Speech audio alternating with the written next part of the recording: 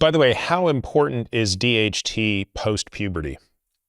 Seemingly, it depends, because from a cognitive health perspective, from a balance of estrogen standpoint, from a vasodilation in the penis standpoint, like there are certain things where you could say it's pretty critical, but then there's also, you could just as easily say it's not necessary or mandatory. Like you will survive and likely thrive just the same with a lack of DHT almost entirely. Like even when a lot of people will demonize 5-alpha reductase inhibitors, and justifiably so in some cases, but even when you look to literature that compares placebo versus finasteride versus dutasteride, side effect profiles are pretty similar even.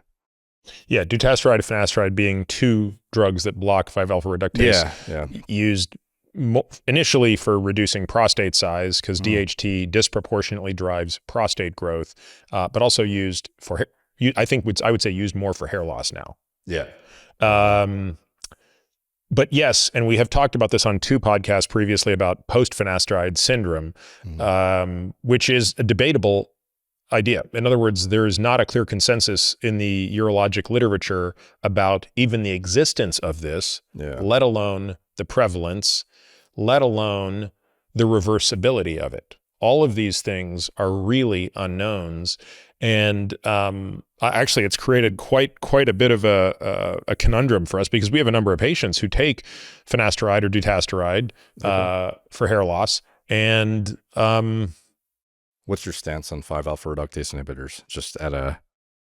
Yeah, I mean, look, I think I'll be honest with you. I never really paid enormous attention to it until about a year ago.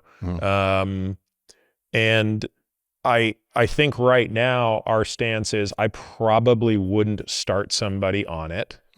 And if a person, so in other words, if a person has BPH, we're not going to manage that anyway, but a urologist has far better tools to manage BPH than 5-alpha reductase inhibitors. So I feel pretty strongly that if you're presenting with BPH, you should not be on a 5-alpha reductase inhibitor. It's simply unnecessary. It's like if someone came to me and said, you know, my ApoB is too high, and I gave them a bile acid sequestrant circa 1981. I mean, it's just not necessary. There's no upside. If you're talking about it from a hair loss perspective, again, not something I obviously know much about, I would say, and they're going to go and see a hair doctor who's going to try to give them 50 different proprietary compounds, which, by the way, I want to come back to that in a second.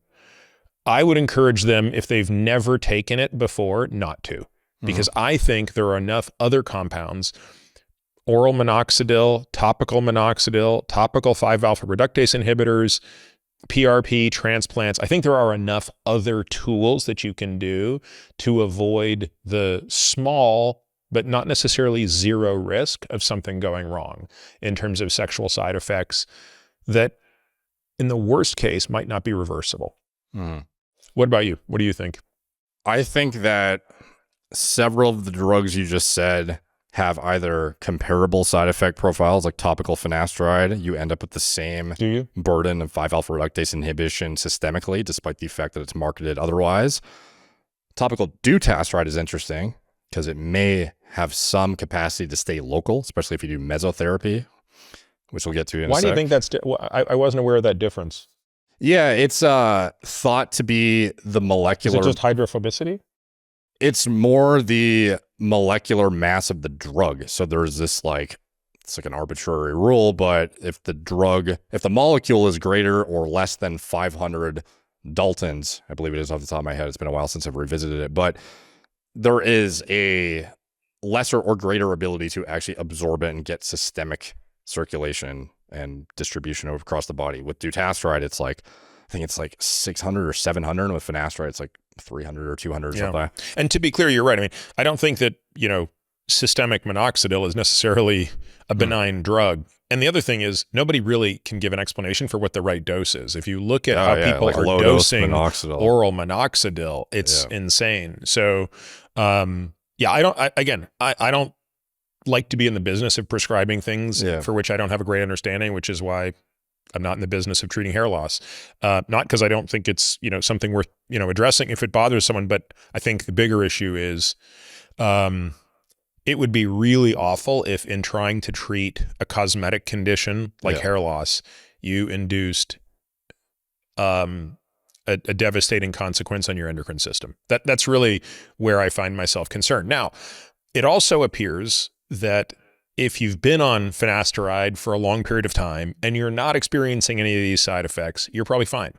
So I also don't want this to turn into like someone listening to this who's been taking Propecia for 10 years, who's never had an issue, going like, oh my God, I got to stop this stuff. The literature would suggest, and there is a pretty good review we'll link to, that if you're going to have these side effects, you're going to have them in about 6 months. Yeah. In general, when it comes to hair loss, the problem is oftentimes the treatments, if it doesn't actually interact with the AR or inhibit the potential for stimulation or agonizing the AR through DHT reduction or even systemic anti-androgens, not that I ever recommend that, you are essentially just putting a Band-Aid on the issue. So if you stimulate growth with minoxidil, you are still not preventing further loss. If you get a transplant, you are putting hair on your head, but you're not preventing further loss of, your actual existing hair. So oftentimes it's like you're almost trying to row against a current or something. And it's like you are continuously getting pushed back. And eventually you're going to get to a point where you have so few visible hair follicles even left that are healthy that it doesn't matter how much you've been on minoxidil or what have you. And oral minoxidil, it's like, it's definitely effective. But I think it should be reserved for people who have weak response topically, because topical seems to be far more tolerated side effect wise and a lot more predictable with like hordes of literature and great outcomes. And there are ways to enhance that and also turn yourself from a non-responder to a responder, which we can get into. But finasteride in itself, it seems to be like, I don't want to try and come out and say I'm a proponent necessarily. I try to play take a balanced approach to it, but the prevalence of side effects is not nothing, but it's quite overblown by the opposite camp that wants to assert that, why would you ever inhibit, a hormone that is the primary androgen you rely on? But similarly, why would you inhibit, I don't know, ApoB or something? Like there is a clear outcome whereby there's benefit. And when there is, DHT in somebody who's prone to hair loss, it's hard to overlook that this is the primary thing dictating if you go bald or not. And some people that hair loss, some people care a lot more than others, obviously. Right. Yeah, I guess so. I do think there's a difference because I think ApoB serves no benefit. We would actually, if someone created an antisense oligonucleotide that knocked out ApoB, all it would do was guarantee we don't have heart disease in our species. Okay. We wouldn't suffer. We would still be able to use all the HDLs in the world for cholesterol transport, which we currently use LDL for. But I think to take your analogy a step further, what you're basically saying is if a person cares as much about hair loss as they do about heart disease, and by that logic, DHT is causal. Which sounds absurd, but let's just, run with it. I would posit that there are lots of people who care more about hair loss than heart disease. The psychological stress for some people is significant and should not be overlooked by the seemingly like, the silliness of, just shave it, bro. Like, it's not a big deal. There's tons of successful people who are bald. It's like, yeah, sure. But maybe I just deal with. Although I think there's a statistic that no bald person has ever been president of the United States. Oh, so there you go. So there's a couple of occupations you got to take off the list. Yeah. Now you mentioned when you were going through your insane anabolic steroid use, you, at a very young age, if you're in your early 20s, were already starting to lose your hair. Yeah. So how did you reverse that? So part of it was just dropping the dose significantly and eventually just going down to replacement therapy. But it was the introduction of 5-alpha reductase inhibitor, initially finasteride. And then thereafter, I introduced and I wouldn't necessarily recommend this blindly, but a topical anti-androgen that's experimental, never actually received FDA approval. There are some that are in the FDA pipelines right now that actually look promising and have safety data behind them and whatnot that I'm watching closely and hope one comes to fruition, because these are essentially compounds that compete for the androgen receptor locally, but do not have systemic anti-androgenic activity. So you can maintain all systemic androgen levels with just localized activity in the scalp, essentially. So I use a topical anti-androgen coupled with a 5-alpha reductase inhibitor. Those are the main 2 needle movers for me. I also use a ketoconazole shampoo, but it's like a very mild anti-androgen. It's mostly just a good shampoo. But those 2 things and decreasing the burden of androgen significantly were fairly effective at getting me not to baseline, but, you know. Meaning you never regained. No. Yeah. And that's the thing with hair. That's the sketchy thing, is even if you're trying to decide, oh, you know, maybe I should treat it, maybe I shouldn't. I'll think about it for a bit. I'll see if it gets worse. The visual representation of loss is typically not apparent until you've lost a lot of ground, because you could pull a handful of hair out of your head and see no difference whatsoever. Once you finally notice diffuse thinning or recession, it's not something you've been looking for carefully because you've never dealt with it. So oftentimes once you actually notice it in a picture or in heavy downlighting or something, you've already lost 20, 30% plus of your hair, and there's no guarantee that's coming back. So preventing. So you're saying, so did you regain hair that you had lost with this protocol, or just completely stop the. Some regrowth, but expecting yourself to get back to baseline where you had, you know, like 17-year-old immaculate perfect hair. If you've been exposed to androgens at a level where you're like visibly noticing it, it's relatively unlikely. Yeah. So that's not to say it's impossible. Like if I took minoxidil as well as microneedle and did a bunch of other stuff, I could probably get a decent amount of the way there. But it's the longer you wait and let hair follicles miniaturize, the more permanency you are risking. So making back ground is way harder than preventing yourself from losing it in the first place. It's almost like maybe analogous to building muscle when you're younger, so then you don't have to try and build it in old age when you have like anabolic resistance or what have you. So what are again the names of it? Because people are going to, let's make sure we give people the names of these compounds you're using. So finasteride is like the main primary 5-alpha reductase inhibitor. And you take 1 milligram of that daily? I take dutasteride now. So you take 0.5 milligrams. Is that 0.5? Yeah, I take 0.5 a day. So that is soft gel that essentially wipes out systemic DHT. And your DHT level is close to 0? It's like worse than a teenage girl. Yeah, it's terrible. Yeah. So, but I seem okay. At least now. I think one of the guys with the highest IQs on the planet has been on dutasteride for decades, if that's notable for anyone.